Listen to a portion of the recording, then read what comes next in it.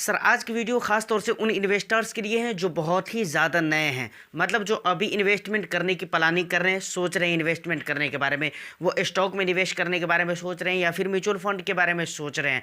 हम उन इन्वेस्टर्स के बारे में आज की इस वीडियो में बात करेंगे कि आखिर उनको अपनी इन्वेस्टमेंट जर्नी कहाँ से स्टार्ट करनी चाहिए, और इस तरह के सवाल भी हमारे पास आए हैं। तो सर एक बात मैं आपको कहना चाहूँगा, अगर आपको लगता है कि नहीं ऑलरेडी आपके पास बहुत ज़्यादा नॉलेज है, तो मैं आपको कहूँगा कि बिल्कुल आप इस वीडियो को छोड़ सकते हैं, स्किप कर सकते हैं। रीज़न ये है कि अगर आपको बहुत अच्छे खासे नॉलेज ऑलरेडी है पहले से, तो फिर इस वीडियो में आपके टाइम नुकसान ही होंगे, क्योंकि मैं यहाँ पर बिगनर लेवल की जो बात होती है उस हिसाब किताब की बात मैं करने वाला हूँ। लेकिन अगर आप देखते हैं तो आपके लिए भी प्रॉफिटेबल साबित होगा, बेनिफिशियल ये साबित होगा, ऐसी बात नहीं है, मुझे ऐसा उम्मीद है। तो वीडियो बहुत ही इंटरेस्टिंग होने वाली है। एक लाइक कर दीजिए, शेयर कर दीजिए। चैनल को अगर अभी तक सब्सक्राइब नहीं किया है तो चैनल को भी ज़रूर सब्सक्राइब कर लीजिए। डायरेक्ट हम अपने मुद्दे पर आते हैं। देखिए, जो लोग अभी अभी इन्वेस्टमेंट करना चाह रहे हैं, जो शुरू ही करना चाह रहे हैं, इन्वेस्टिंग शुरू ही करना चाह रहे हैं, उनको तो मैं डायरेक्ट बोलूँगा कि भाई स्टॉक में अभी आप निवेश करने के बारे में ना सोचें, आप म्यूचुअल फंड में आ जाइए, सीधी सी बात। अब बात करते हैं म्यूचुअल फंड की। जो लोग म्यूचुअल फंड में स्टार्ट करना चाहते हैं, म्यूचुअल फंड में अपना इन्वेस्टमेंट करना चाहते हैं, उनको कहाँ से स्टार्ट करना चाहिए। और हमने आपको पहले ही बता दिया कि भाई हम ऐसे लोगों की बात कर रहे हैं जो अभी सिर्फ उनको मालूम है कि म्यूचुअल फंड कोई चीज़ होती है, वहाँ पर फंड होते हैं, इन्वेस्टमेंट किए जाते हैं पैसे। ऐसे लोगों को कहाँ पर किस तरह के फ़ंड में इन्वेस्टमेंट करना चाहिए। तो देखिए, ऐसे लोगों को दो तरह के फ़ंड से अपनी इन्वेस्टमेंट जर्नी को स्टार्ट करना चाहिए। और ये बात मैं आज से लगभग 3-4-5 महीना पहले भी इस तरह की बात मैंने कहा था। जब एक सवाल मेरे पास आया था उसमें मैंने जवाब दिया था। दो तरह के फ़ंड से आपको अपनी इन्वेस्टमेंट जर्नी को स्टार्ट करना चाहिए। पहला क्या है? पहला है इंडेक्स फंड।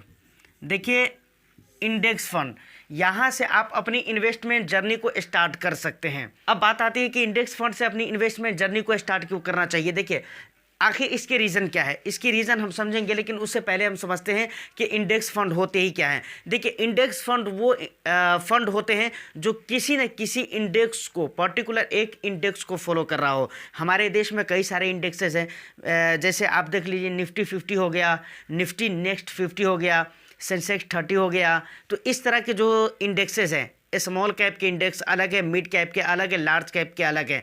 तो उन्हें चाहिए कि इंडेक्स फंड से, और ख़ास तौर से ऐसे इंडेक्स फंड में इन्वेस्टमेंट करना चाहिए जो इंडेक्स फंड किसी ऐसे इंडेक्स को फॉलो कर रहे हों जिस इंडेक्स के अंडर में बड़ी बड़ी कंपनी यानी लार्ज कैप कैटेगरी के कंपनीज आते हों। जैसे कि आप देख लीजिए, यहाँ पर निफ्टी 50 को आप देख लीजिए, इसमें जो भी 50 कंपनीज़ हैं वो बड़ी के बड़ी कंपनीज़ है, समझ रहे हैं। उसी तरीके से अगर आप देखेंगे तो सेंसेक्स 30, यहाँ पर जो 30 कंपनीज़ हैं वो बड़ी कंपनीज़ हैं।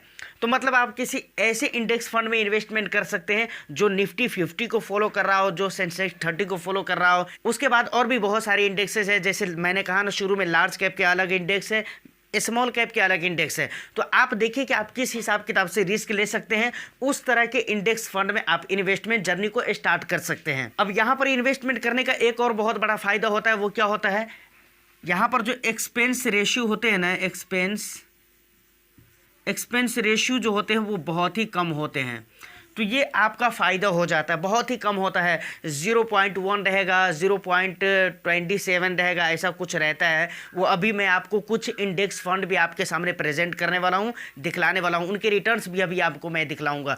तो यहाँ पर जो एक्सपेंसेस होते हैं वो बहुत ही कम होते हैं। देखिए, एक्सपेंस क्या होते हैं, एक्चुअली एक्सपेंस रेशियो वो खर्चे होते हैं जो एएमसी आपसे या हमसे काट लेती है। क्यों काट लेती है? इसलिए काटती है क्योंकि उसके बहुत सारे काम रहते हैं, वो हमारे पैसे को मैनेज कर रहे हैं, उसके लिए अलग से उसके लिए टीमें बनाई गई हैं, प्लस बहुत सारी चीज़ें रहती हैं, उसके अपने भी पर्सनल एक्सपेंसेस हैं, जिसकी वजह से जो है ना कुछ एक्सपेंस रेशियो के रूप में हमारे पैसे से चार्ज के तौर पे काट लिए जाते हैं, उसे हम एक्सपेंस रेशियो कहते हैं। तो ये चीज़ें बहुत ही कम होती हैं। जैसे अगर कोई ऐसा फंड है जो एक्टिवली मैनेज किया जा रहा है, जिसको कोई फंड मैनेजर मैनेज कर रहे हैं एक्टिवली, तो उस फंड में आप देखें तो एक्सपेंस रेशियो ज़्यादा रहेंगे।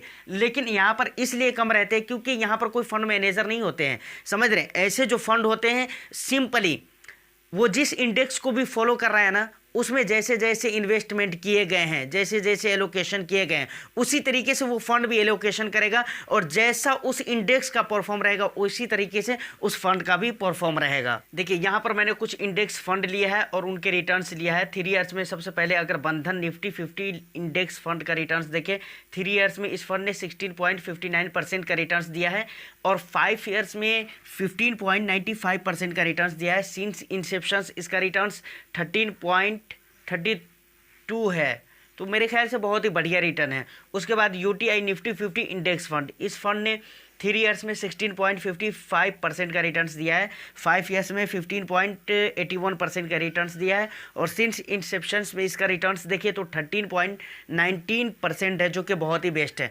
उसके बाद एक्सपेंस रेशियो देखिए कितना कम है, 0.1% है, यहाँ पर 0.21% है। तो एक्सपेंस रेशियो मैंने यहाँ पर कहा ना कि कम ही होते हैं।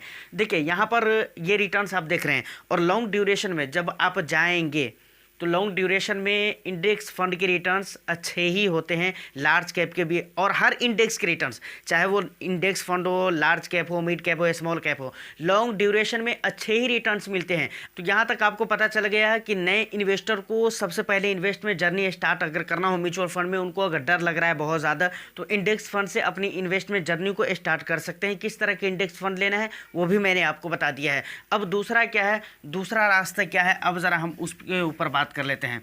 देखिए अगर आप इक्विटी में आना चाहते हैं, जबकि इंडेक्स फंड जो होते हैं वो इक्विटी होते हैं, ऐसी बात नहीं वो इक्विटी से बाहर होते हैं, लेकिन ख़ास तौर से अगर large cap, mid cap, small cap की बात मैं करूं तो यहाँ पर आपको अपनी इन्वेस्टमेंट जर्नी कभी भी लार्ज कैप से स्टार्ट करना चाहिए।